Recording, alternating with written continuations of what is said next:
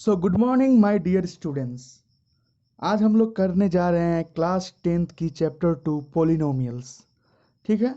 Polynomials एक बहुत ही important chapter है, जैसे कि आप सभी को पता है, और क्लास 9 और 10th में दोनों ही क्लासों में आपको इसका चैप्टर्स में आपको देखने को मिलता है। तो बेसिकली स्टार्ट करता हूँ मैं बेसिक पार्ट से कि पोलिनोमियल होता क्या है। पोलिनोमियल यहाँ पे आप देख सकते हो, जैसे कि मैंने लिखा है, it is an expression consisting of variables and coefficient that involves the operation of addition, subtraction and multiplication. Polynomial basically एक एक्सप्रेशन है जहाँ पे हम लोग वेरिएबल्स यूज़ करते हैं। वेरिएबल्स क्या होता है हम लोग का, जैसे कि हम लोग एक्स वाई, एक्स हो गया, वाई हो गया, जेड हो गया, ये हम लोग का होता है वेरिएबल्स। और इसके साथ हम लोग यूज़ करते हैं कोफिशिएंट्स, जैसे कि 3x, 2y, 7z। तो इसका जो x के पहले मैंने जो डिजिट लगाया हुआ है ना 3, y के पहले मैंने लगाया हुआ है 2 और z के पहले मैंने लगाया हूँ 7।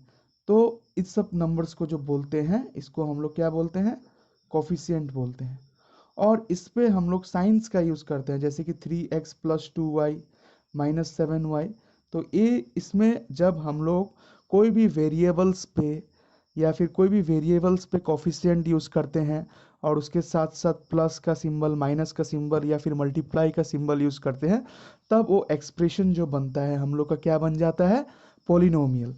जैसे कि 2x प्लस 3y, ये हम लोग का एक पोलिनोमियल है। 3x minus 2y plus 5z, ये पोलिनोमियल है।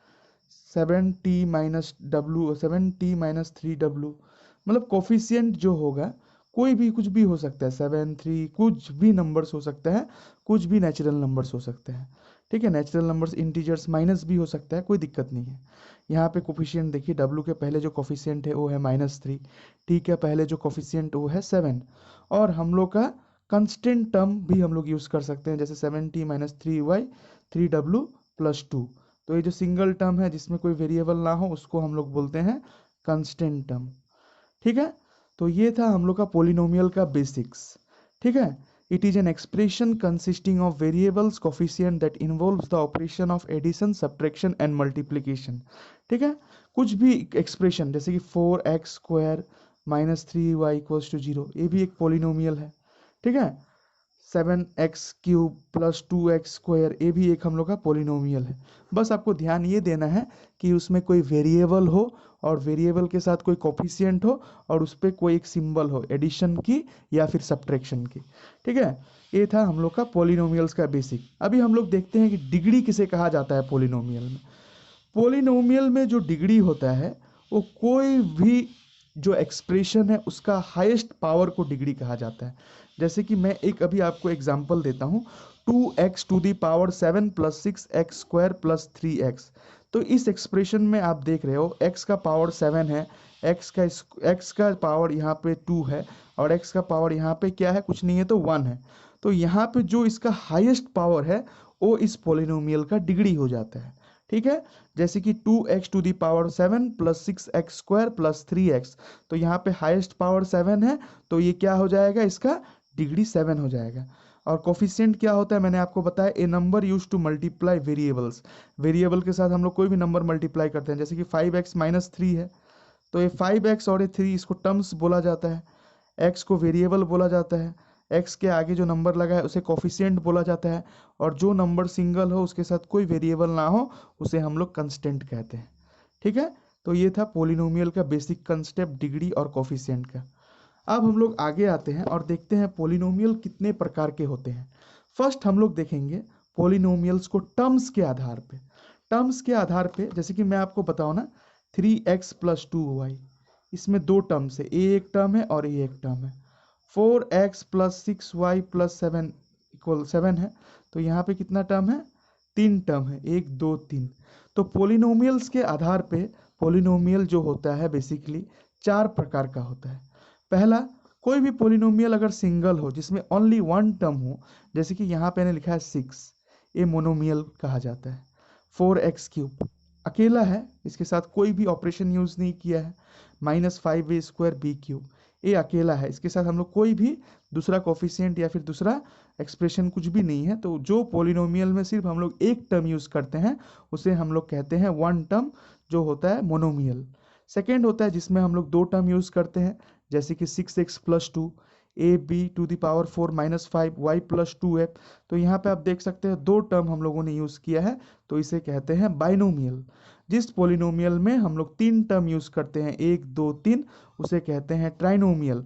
और जिस पॉलिनोमियल में हम लोग तीन से ज़्यादा टर्म यूज करते हैं, 1 2 3 4 5 6, जितना भी टर्म यूज करें वो बन जाता है पॉलिनोमियल।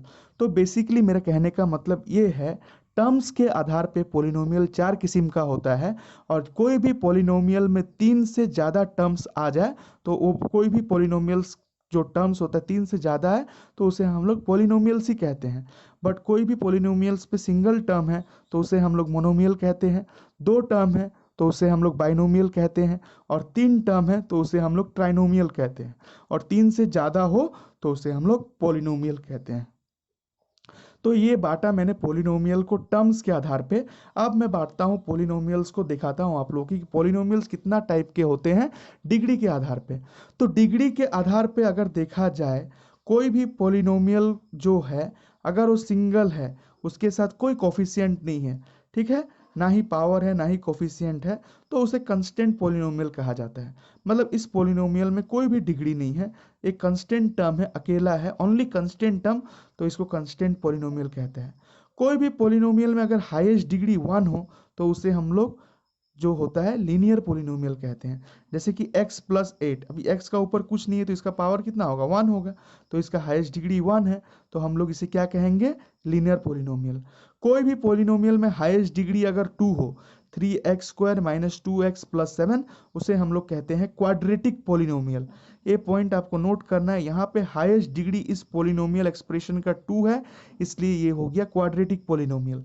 कोई भी पॉलिनोमियल में अगर हाईएस्ट डिग्री 3 हो तो उसे हम लोग कहते हैं कौन सा पॉलिनोमियल, क्यूबिक पॉलिनोमियल। ठीक है, तो मैंने आप लोगों को बताया पॉलिनोमियल्स कितने टाइप्स के होते हैं, टर्म्स के आधार पे और डिग्री पे आधार पे।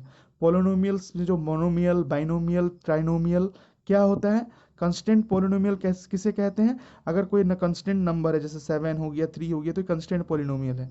कोई भी नंबर है 3x+2 = 0, तो यहाँ पे हाईएस्ट पावर x का जो वेरिएबल का हाईएस्ट पावर 1 है, तो इसे हम लोग कहते हैं लीनियर पॉलिनोमियल। जिसका हाईएस्ट पावर 2 है उसे हम लोग कहते हैं क्वाड्रेटिक पॉलिनोमियल। और कोई भी पॉलिनोमियल का अगर हाईएस्ट पावर 3 है तो उसे हम लोग कहते हैं क्यूबिक पॉलिनोमियल। ठीक है, तो ये था आपका बेसिक्स।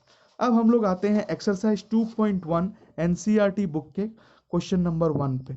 तो एनसीईआरटी बुक का क्वेश्चन नंबर 1 एक्सरसाइज 2.1 का कहता है, the graph of y = px are given below for some polynomial p of x, find the number of zeros of p of x। यहाँ पे आपको ग्राफ्स को देख के इसमें नंबर ऑफ जीरोस कितना है वो निकालना है। बट यहाँ जो इक्वेशन है आपको ध्यान से देखना है, ये इक्वेशन है y = p ऑफ x। मतलब ये है, कहने का क्वेश्चन का मतलब कि आपको जो x एक्सिस है, x एक्सिस में जो आप देख रहे हैं ना सारे क्वेश्चंस में जो ग्राफ बना हुआ है, वो ग्राफ कितना बार टच कर रहा है इस एक्सिस पे। क्योंकि हम लोग का y = p ऑफ x है, तो हम लोग को निकालना है नंबर ऑफ जीरोस कितना है।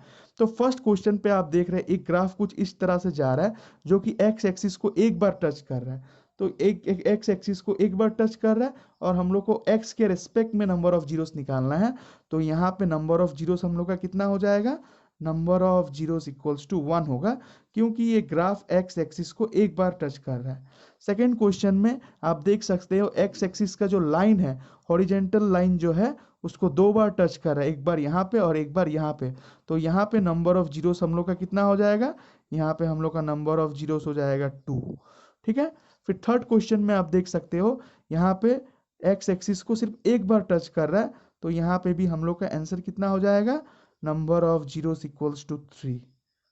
ठीक है, फोर्थ क्वेश्चन में आप ध्यान से देखिए, एक बार, दो बार, तीन बार, 4 बार टच किया है, तो हम लोग का यहाँ पे फोर्थ क्वेश्चन का आंसर हो जाएगा number of zeros = 4। Fifth question जो है यहाँ पे, सॉरी ये फिफ्थ क्वेश्चन था, थर्ड क्वेश्चन पे भी हम लोग यहाँ पे देखते हैं, एक बार, दो बार और 3 बार टच किया है। ठीक है, फर्स्ट क्वेश्चन में हम लोग का नंबर ऑफ जीरोस 1 था, सेकंड क्वेश्चन में नंबर ऑफ जीरोस हम लोग का जो सेकंड क्वेश्चन है हम लोग का इसमें नंबर ऑफ जीरोस कितना है 1 है, क्योंकि ग्राफ एक बार टच किया है। थर्ड क्वेश्चन पे हम लोग का नंबर ऑफ जीरोस 1 2 3 तीन बार टच कर रहा है एक्स एक्सिस में, तो नंबर ऑफ जीरोस हो जाएगा 3। और फोर्थ नंबर क्वेश्चन पे हम लोग का नंबर ऑफ जीरोस हो जाएगा 1 और 2, क्योंकि एक्स एक्सिस को 2 बार ये लाइन काट रहा है, इसलिए नंबर ऑफ जीरोस हो जाएगा 2। फिफ्थ क्वेश्चन पे नंबर ऑफ जीरोस हो जाएगा 1 2 3 4, क्योंकि 4 बार काट रहा है। और फिफ्थ जो के बाद सिक्स क्वेश्चन जो है उसमें देखिए 1 2 3 तीन बार टच हो रहा है, तो यहाँ पे हम लोग का नंबर ऑफ जीरोस हो जाएगा ओनली 3।